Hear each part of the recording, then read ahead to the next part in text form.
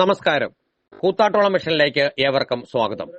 കൂത്താട്ടോളം CPIM area സെക്രട്ടറിയായി PB രതീഷിനെ വീണ്ടും തെരഞ്ഞെടുത്തു. വിദ്യാർത്ഥി പ്രസ്ഥാനത്തിലൂടെ 1998 SFI യൂണിറ്റ് സെക്രട്ടറിയായി തുടക്കം.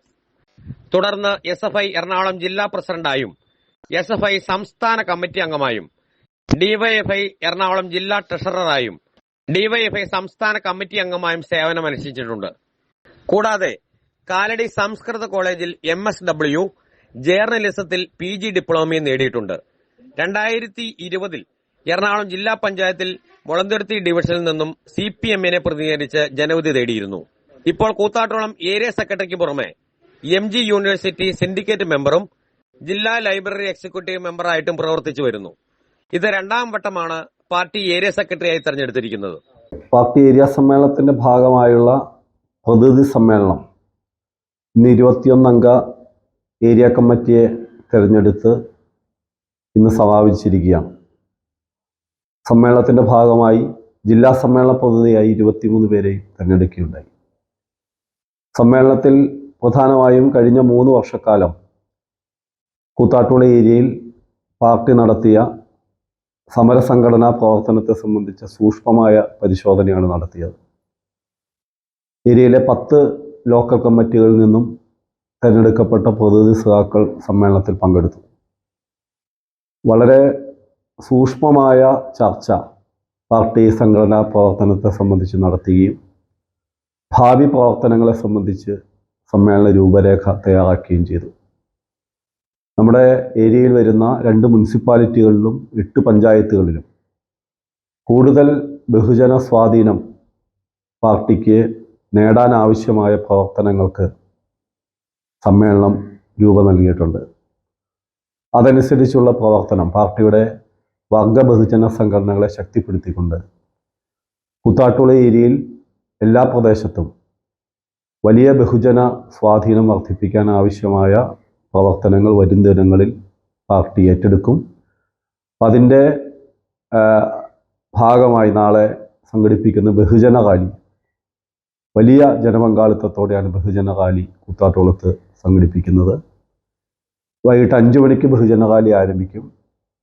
അതിനുശേഷം സഖാവ് MM ലോറൻസ് നഗറിൽ കൂത്താട്ടോളം പ്രൈവറ്റ് ബസ് സ്റ്റാൻഡിൽ ചേരുന്ന പൊതുസമ്മേളനത്തിൽ സംസ്ഥാന പൊതുമരാമത്ത് ടൂറിസം വകുപ്പ് മന്ത്രി അഡ്വക്കേറ്റ് PA മുഹമ്മദ് റിയാസ് ഉദ്ഘാടനം ചെയ്ത് സംസാരിക്കും.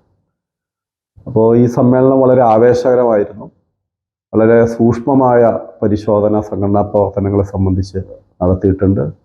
അപ്പോൾ വളരെ ആവേശകരമായാണ് സമ്മേളനം സമാപിച്ചത്. 10 കമ്മിറ്റികളിൽ നിന്നായി 19 പേർ ചർച്ചയിൽ പങ്കെടുത്തു. 3 വർഷക്കാലത്തെ പ്രവർത്തന റിപ്പോർട്ടിനെ മുൻനിർത്തി വളരെ സ്വയം വിമർശനത്തിൻ്റെയും രൂപത്തിലുള്ള പരിശോധന സമ്മേളനത്തിൻ്റെ ഭാഗമായി നടന്നിട്ടുണ്ട്. അപ്പോൾ അതിൻ്റെ അടിസ്ഥാനത്തിൽ പാർട്ടി കൂടുതൽ ശക്തിയോടെ മുമ്പോട്ട് പോകാൻ ആവശ്യമായ തീരുമാനമെടുത്താണ് സമ്മേളനം സമാപിച്ചിട്ടുള്ളത്. ഈ സമ്മേളന കാലയളവിൽ പാർട്ടി ഏരിയ കമ്മിറ്റി പ്രധാനമായി ശ്രദ്ധിച്ചത് കൂത്താട്ടോളത്തിൻ്റെ വളരെ സമ്പന്നമായ പോരാട്ട ചരിത്രത്തെ നമ്മുടെ നാടിനും പാർട്ടി സഖാക്കളെയും അത് ബോധ്യപ്പെടുത്തുകയും പരിചയപ്പെടുത്തുക എന്നുള്ളതാണ്. കേരളത്തിലെ മറ്റു പല പ്രദേശങ്ങൾക്ക് അവകാശപ്പെടാൻ കഴിയാത്ത വളരെ ത്യാഗപൂർണമായ പോരാട്ടങ്ങളുടെ ചരിത്രമുള്ള ഒരു പ്രദേശമാണ് കൂത്താട്ടോളം.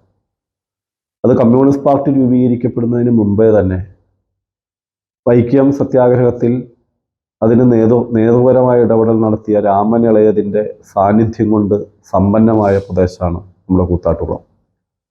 മാത്രമല്ല സ്വാതന്ത്ര്യ സമര പ്രക്ഷോഭത്തിൻ്റെ ഭാഗമായി ചൊള്ളമ്പേൽ പിള്ള എന്ന CJ ജോസഫ് രക്തസാക്ഷിത്വം വരിച്ച മണ്ണാണ് കൂത്താട്ടോളം.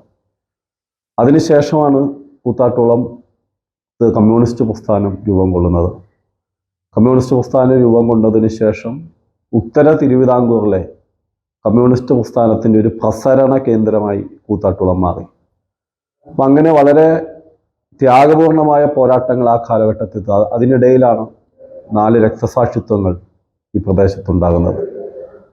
ഐക്യ കേരളത്തിന് വേണ്ടി ഐക്യ കേരള സിന്ദാബാദ് എന്ന് നിലപാട് സ്വീകരിച്ച് കേരളത്തിൽ ഒരേ ഒരു രക്തസാക്ഷിയുള്ളൂ. അത് കൂത്താട്ടോളം പോലീസ് സ്റ്റേഷനിൽ 1949 ജൂലൈ 1 ഭീകരമായ മർദ്ദനമേറ്റ് മരണപ്പെട്ട ഉല്ലല ദാമോദരനാണ്.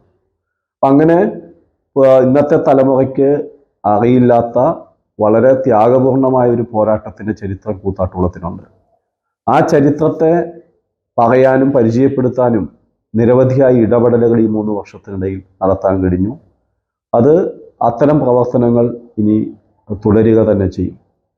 മാത്രമല്ല, ഏരിയ കമ്മിറ്റിയുടെ മറ്റൊരു പ്രധാനപ്പെട്ട പ്രവർത്തനം സന്നദ്ധ പ്രവർത്തന മേഖലയിലാണ്. കിടപ്പ് രോഗികളെ പരിചരിക്കാൻ, അതോടൊപ്പം തന്നെ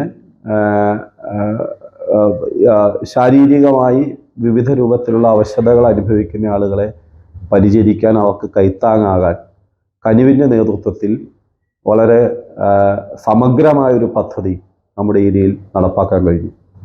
2022 ഓഗസ്റ്റ് 6 നമ്മുടെ ഏരിയയിലെ അഞ്ചൽപ്പെട്ടി കേന്ദ്രീകരിച്ച് സൗജന്യ ഫിസിയോതെറാപ്പി സെൻറ്റർ ആരംഭിച്ചത്.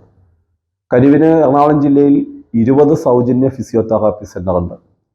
അതിലൊന്നായി 2022 ഓഗസ്റ്റ് 6 ആരംഭിച്ച കനിവ് സെൻറ്റർ ഈ ചുരുങ്ങിയ കാലത്തിനിടയിൽ ജില്ലയിലെ ഏറ്റവും സൗകര്യമുള്ള, ഏറ്റവും മികച്ച ഉപകരണങ്ങളുള്ള ഒരു ഫിസിയോതെറാപ്പി സെൻ്ററായി മാറിയിട്ടുണ്ട്. ദിവസം ശരാശരി 40-ലധികം ആളുകൾ അവിടെ വന്ന് സൗജന്യമായി ഫിസിയോതെറാപ്പി സേവനം നൽകിപ്പോരുന്ന സ്ഥിതിയുണ്ട്, അവർക്ക് ലഭിക്കുന്നുണ്ട്. വളരെ സംതൃപ്തിയോടെയാണ് അവിടെ വരുന്ന ഓരോരുത്തരും പ്രതികരിക്കുന്നത്. വീടായാലും ഓഫീസായാലും നമ്മുടെ സ്വന്തമായ ഇടങ്ങൾ ഏറ്റവും മനോഹരമാവാൻ നമ്മൾ ആഗ്രഹിക്കും. ഇനി അത് സ്വപ്നം കണ്ടതിനേക്കാൾ മികച്ചതാണ്.